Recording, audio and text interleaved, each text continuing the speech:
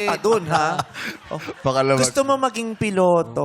Bakit? Saan galing yun, yung kagustuhan mong maging piloto? Porsigiduhan ko lang po nung bata po ba ako nun.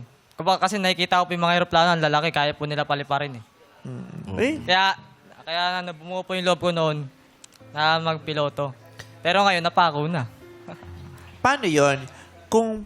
Kung sa tingin mo parang napako na yung pangarap mo maging piloto, ano na yung panibago mong pangarap? Kasi di ba may pangarap tayo, tapos pag hindi natutupad, kasi hindi pwedeng wala tayong pangarap. Dapat meron pa rin. Nagpapalit tayo ng pangarap. Yung iba, kaya hindi nila tinataasan ng pangarap nila kasi nasasaktan sila pag hindi nila nakakabit Nakukuha, ito. oo. Kaya nagseset sila ng mga goals o mga pangarap nila na yung feeling nila kaya nilang abutin. Sa ngayon, ano yung pangarap na sinet mo naman? Mag-abroad na lang po.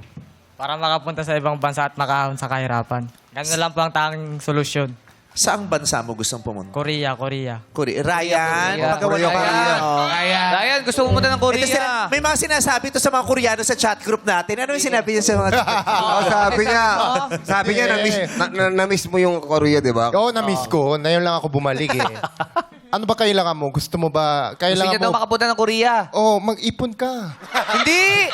Tulungan mo siya. Paano siya makapunta doon? Mag-work.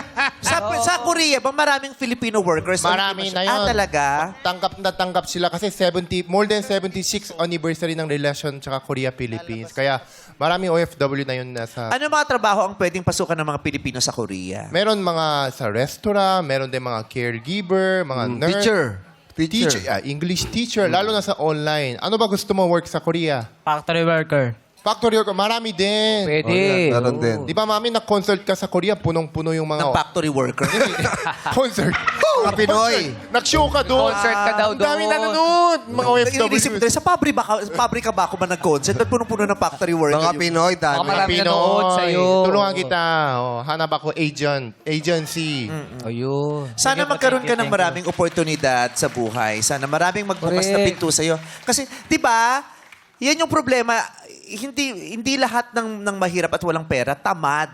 Di ba? Sinasabi na, kasi tamad yan. Yes. Ito, ang sipag-sipag. Oh. Di ba? Pero hirap na hirap umangat.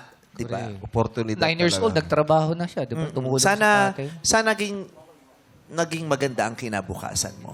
Sana nga po. Sana maraming mangyari sa taon na to, sa bansang ito, na magdudulot ng magandang kinabukasan para sa ating lahat, lalong-lalo na sa inyo.